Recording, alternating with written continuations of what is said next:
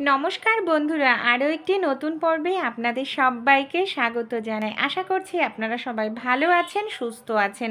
আজকে আমি এমনই কিছু ছোট ছোট টিপস আপনাদের সঙ্গে শেয়ার করব, যে টিপসগুলি আমাদের প্রত্যেক দিনের কাজকে অনেকটা সহজ করে দেবে, সেই সঙ্গে আমরা নিজেদের জন্য কিছুটা হলেও সময় বের করতে পারবো। চলুন তাহলে টিপসগুলি আমরা দেখে নিই। প্রথম যে টিপসটি শেয়ার করছি মুসুরির ডাল নিয়ে। মুসুরির ডাল আমরা কম বেশি প্রত্যেকেই খাই, কিন্তু অনেক সময় যাদের ইউরিক অ্যাসিডের সমস্যা থাকে তাদের খেতে বারণ করে দেওয়া হয়, যাতে ইউরিক অ্যাসিডের মাত্রাটি বেড়ে যায়। কিন্তু এই যে আমরা মুসুরির ডাল খাই, এতে নানা রকম কেমিক্যাল দেওয়া থাকে, পালিশ করা থাকে, যেটা স্বাস্থ্যের জন্য ভীষণ ক্ষতিকর। তাই যখনই এই ধরনের ডাল আমরা রান্না করব, সামান্য পরিমাণ নুন দিয়ে আমরা যদি খুব ভালো করে এইভাবে ডালটাকে কচলে নিই, দেখতে পাবেন ডালের থেকে বিজল একটি পদার্থ বের হচ্ছে, এমনকি একটা রং বা কালার বের হচ্ছে, যেটা ভীষণ ক্ষতিকর আমাদের শরীরের জন্য।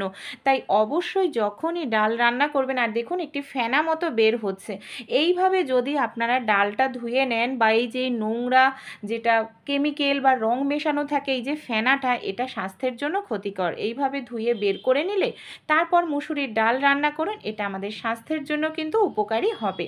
পরের যে টিপসটি, এখানে বেশ কিছুটা আমি লেবুর খোসা মিক্সার জারের মধ্যে নিয়ে সামান্য নুন আর জল দিয়ে এটাকে আমি খুব ভালো করে পেস্ট তৈরি করে নেব। দেখুন লেবুর খোসার, আমি এখানে পাতিলেবুর খোসা নিয়েছিলাম, নুন আর সামান্য জল দিয়ে পেস্টটা রেডি করে নিয়েছি। মিক্সার জার ধুয়ে জল দিয়ে দিলাম, এখানে আমি 1 লিটার মতো জল দিয়ে খুব ভালো করে মিশিয়ে নেব লেবুর খোসার সঙ্গে। এবার আমি কি করব, এখানে যেহেতু অনেকটা ছিবড়া রয়েছে না, তাই ছাঁকনির সাহায্যে আমাদের খুব ভালো করে এইভাবে ছিবড়াটাকে আলাদা করে নিতে হবে। এখানে আমাদের লেবুর খোসার শুধু রসটাই প্রয়োজন, ছিবড়াটাকে ফেলে দেব। এই যে মিশ্রণটা তৈরি করব, এটা যাতে 1-2 মাস ভালো থাকে, এর জন্য আমি এখানে নিয়ে নিচ্ছি হোয়াইট ভিনিগার। এখানে 3 চামচ হোয়াইট ভিনিগার দিয়ে দিলাম, যাতে মিশ্রণটা নষ্ট না হয়।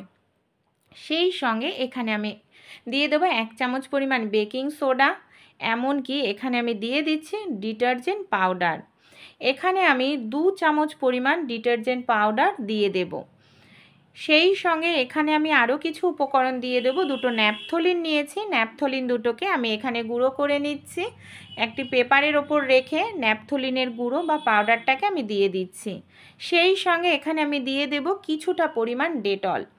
এই লেবুর খোসা আমরা ফেলে দিই, কিন্তু এই লেবুর খোসায় আমাদের সংসারের কিছুটা হলেও খরচ বাঁচিয়ে দিতে পারে। দেখুন কোনো রকম কালার ছাড়াই কত সুন্দর মিষ্টি একটি কালার এসছে, সুন্দর একটি গন্ধও কিন্তু চলে এসছে। চলুন এটাকে এবার আমরা কিভাবে ইউজ করব। সবার প্রথমে আমি একটি স্প্রে বোতলের মধ্যে মিশ্রণটা ঢেলে নিলাম। তারপর এরকম ধরনের আমি জলের বোতলগুলো নিয়েছি, জলের বোতলের মধ্যে আমি এই মিশ্রণটা ঢেলে নিচ্ছি। এটা তৈরি করে আমরা 1.5 থেকে 2 মাস রেখে দিলেও নষ্ট হবে না, যেহেতু এতে ভিনেগার দেওয়া। আমরা পায়খানার কোমর পরিষ্কার করার জন্য নানা রকম নামি দামি ব্র্যান্ডের লিকুইড নিয়ে আসি বাজার থেকে, যেটা অনেকটাই দাম দিয়ে কিনতে হয়।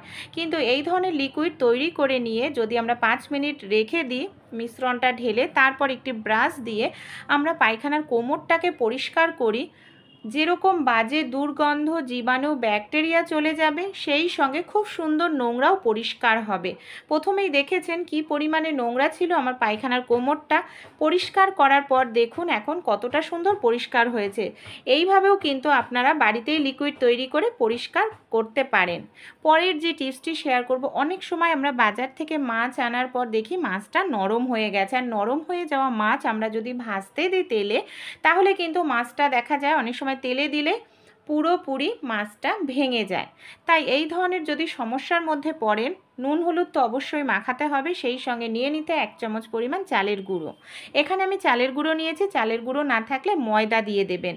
দিয়ে মাছটাকে খুব ভালো করে মাখিয়ে নিতে হবে। তারপর তেলটাকে খুব ভালো করে আপনারা গরম করে নিয়ে যদি মাছটা ভাজেন, দেখবেন নরম হওয়া সত্ত্বেও একটিও মাছ আপনাদের ভাঙবে না, এমনকি মাছটা সুন্দরভাবে ভাজা হবে। আর মাছটা কিন্তু ওল্টানোর সময় আপনাদের কড়াইতেও লেগে যাবে না। তাই যাদের এই সমস্যার মধ্যে পড়েন, এই ছোট্ট টিপসটি অ্যাপ্লাই করে দেখবেন বন্ধুরা, আশা করছি টিপসটি আপনাদেরও কাজে আসবে। চলুন তাহলে পরবর্তী টিপসটি আমরা দেখে নিই।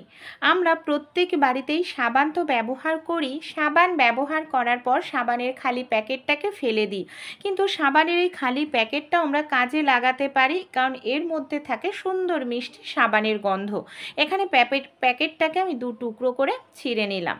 এটাকে কি কাজে ব্যবহার করব? আমরা প্রত্যেকেই কম বেশি মোজা পরে থাকি, কিন্তু মোজার থেকে বাজে একটি দুর্গন্ধ বের হয়, বা কোথাও নিয়ে যাওয়ার হলে জামা কাপড়ের সঙ্গে নিয়ে যেতেও ভালো লাগে না। তাই মোজার থেকে এই ধরনের দুর্গন্ধ যাতে না বেরায়, এইভাবে সাবানের প্যাকেটগুলো আপনারা মাঝখানে রেখে যদি মোজাটাকে এইভাবে ফোল্ড করে ভাঁজ করে নেন, তাহলে কিন্তু মোজার থেকে কোনো রকম বাজে দুর্গন্ধ থাকবে না, সাবানের মিষ্টি গন্ধ একটি বজায় থাকবে। এইভাবে দেখুন আমি আরেকটি মোজাকেও ফোল্ড করে নিচ্ছি। এবার আমরা যদি এইভাবে ভাঁজ করে একসঙ্গে 2টো মোজা এইভাবে ফোল্ড করে রেখে দিই উল্টো করে, তাহলে কিন্তু মোজাটা পরিষ্কার থাকবে, কারণ মোজাটা উল্টো করা রয়েছে। আর একসঙ্গে 2টো মোজাটা থাকলে আমাদের যখন প্রয়োজন তখন কিন্তু 2টো মোজাই হাতের কাছে পাবো, প্রয়োজনে খোঁজাখুঁজি করতে লাগবে না। পরের টিপসটি যেটা শেয়ার করব কুমড়ো নিয়ে। কুমড়ো আমরা কম বেশি প্রত্যেকেই খাই, অনেক সময় অনেকটা পরিমাণ কুমড়ো কিনে নিয়ে আসি, কিন্তু দেখা যায় কিছুটা কুমড়ো রান্না করি, বাকিটা ফ্রিজের মধ্যে রেখে দিই। হয়তো 5-6 দিন পর আবার রান্না করা হয়, কিন্তু কুমড়োর কাটা জায়গাগুলো দিয়ে শুকিয়ে যায়, একেবারে কালো হয়ে যায়। সেক্ষেত্রে আবার কাটতে গেলে বেশ কিছুটা অংশ বাদ দিতে লাগে, আর এইভাবে কুমড়ো রেখে দিলেও কুমড়োটা পচতে শুরু করে। তাই কিভাবে রাখবো? সবার প্রথমে কুমড়োর যে ভেতরের এই অংশটা, দানা বা বীজের অংশটাকে আমাদের বাদ দিয়ে দিতে হবে।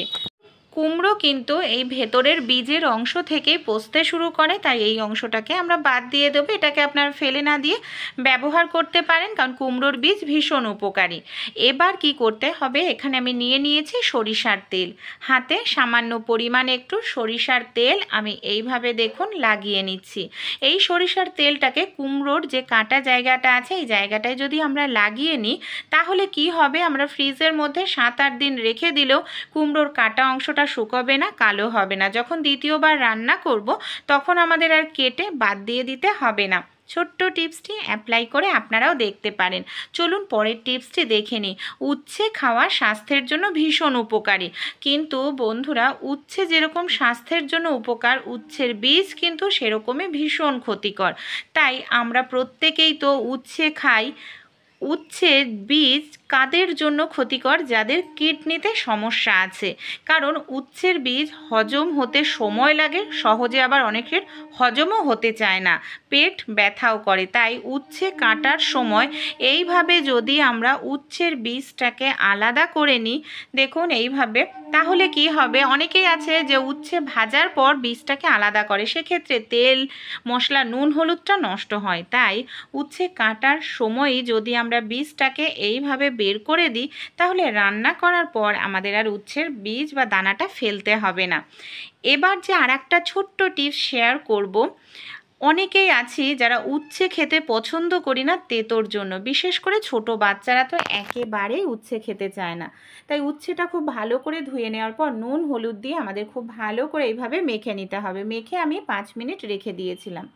5 মিনিট রেখে দেওয়াতে যে উচ্ছের রসটা এইভাবে চিপে চিপে যদি আমরা বের করে দিই, তাহলে কিন্তু উচ্ছে ভাজা করলে বা উচ্ছের তরকারি করলে তিতো ভাবটা অনেকটাই কমে যাবে। যারা উচ্ছে খেতে চায় না তেতোর জন্য, তারাও কিন্তু খেয়ে নেবে। আশা করছি টিপসটি আপনাদেরও কাজে দেবে। পরের যে টিপসটি শেয়ার করব, এখানে আমি নিয়ে নিয়েছি বেশ কিছুটা পরিমাণ গাছের টাটকা নিম পাতা। আপনাদের কাছে নিম পাতা না থাকলে নিমের পাউডারও অনলাইনে কিনতে পাওয়া যায়। এখানে আমি মুসুরির ডাল বেশ কিছুটা ভিজিয়ে রেখেছিলাম, মিক্সার জারের মধ্যে নিম পাতা দিয়ে দিলাম, আর মুসুরির ডালটা এখানে আমি দিয়ে দিচ্ছি। এবার সামান্য একটু পরিমাণ জল দিয়ে এটাকে খুব ভালো করে একটা পেস্ট তৈরি করে নেব। মিশ্রণটা আমাদের রেডি হয়ে গেছে। একটি এয়ারটাইট কন্টেনার নিয়ে নিয়েছি। এটাকে কি কাজে ব্যবহার করব? বন্ধুরা, আমরা তো নামি দামি ব্র্যান্ডের ফেস ওয়াশ ব্যবহার করি, কিন্তু আপনারা কখনো এইভাবে নিম পাতা মুসুরির ডালের ফেস ওয়াশ কিংবা ফেস প্যাক একবার হলেও ব্যবহার করে দেখবেন। বেশি পরিমাণে তৈরি করে আমি কিন্তু ফ্রিজের মধ্যে রেখে দিই 7-8 দিনের জন্য। এবার 1.5 চামচ নিয়ে নিয়েছি। 1.5 চামচের মধ্যে সামান্য লেবুর রস আর সামান্য পরিমাণ অলিভ অয়েল দিয়ে খুব ভালো করে এটাকে এইভাবে মিশিয়ে নিলাম। দেখুন আমাদের তৈরি হয়ে গেল একটি ফেস ওয়াশ। আমি কিন্তু রেগুলার এই ফেস ওয়াশটাই ইউজ করি, বা ফেস প্যাক আপনারা বলতে পারেন। সময়ও বেশি লাগে না স্নানের আগে, শুধুমাত্র 5 মিনিট আপনাদের সময় লাগবে। হাত দিয়ে আপনারা এই ফেস ওয়াশ বা ফেস প্যাক যাই বলুন খুব ভালো করে মুখের মধ্যে আপনারা লাগিয়ে নেবেন।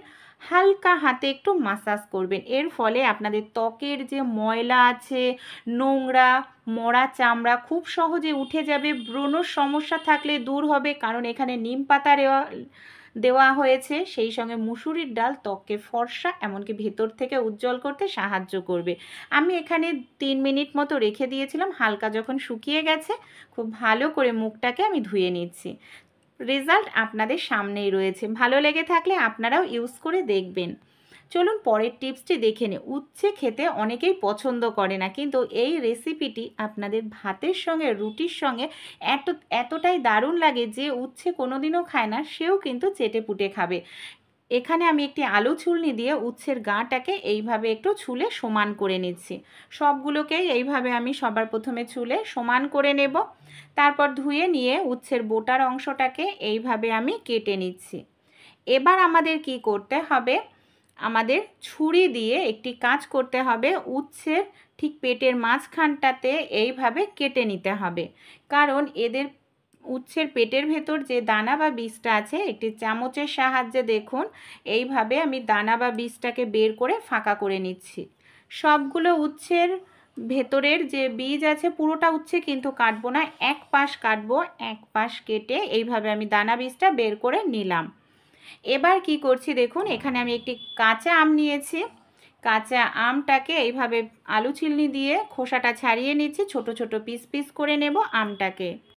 ছোট ছোট পিস করে রাখা আমটাকে মিক্সার জারে দিয়ে দিলাম। সামান্য 3-4টে রসুনের কোয়া, ঝালের জন্য 4টে লঙ্কা, কিছুটা পরিমাণ এখানে আমি নারকেল দিয়েছি, 1 চামচ সর্ষে, 1 চামচ জিরে, সামান্য পরিমাণ নুন আর সামান্য পরিমাণ চিনি, তেল দিয়ে খুব ভালো করে পেস্ট তৈরি করে নেব। কোনো রকম জল আমি এখানে ব্যবহার করিনি, জল ছাড়াই পুরো মশলাটাকে রেডি করে নিয়েছি। সামান্য পরিমাণ আমি এখানে একটু লেবুর রস দিয়ে দিয়েছিলাম। এবার উচ্ছের যে ফাঁকা অংশটা রয়েছে, ফাঁকা অংশের মধ্যে এই মশলাটাকে আমাদের খুব ভালো করে এইভাবে ঠেসে ঠেসে ঢুকিয়ে দিতে হবে।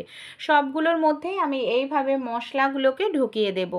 তারপর এখানে কড়াইতে আমি সামান্য পরিমাণ তেল দিয়ে দিয়েছি, উচ্ছেগুলোকে দিয়ে দেব। গ্যাসের ফ্লেমটাকে একেবারে লোতে রেখে আমাদের উচ্ছেগুলোকে খুব ভালো করে ভেজে নিতে হবে। এটা ডুবো তেলে ভাজার কোনো দরকার নেই, সামান্য তেলেই কিন্তু ভাজা হয়ে যায়। এমনকি উচ্ছে যে আপনারা খাচ্ছেন এটা কিন্তু মনেই হবে না। ভাতের সঙ্গে রুটির সঙ্গে খেতে অসাধারণ লাগে। একবার হলেও আপনারা এই রেসিপিটি ট্রাই করে দেখতে পারেন। ভালো লাগলে অবশ্যই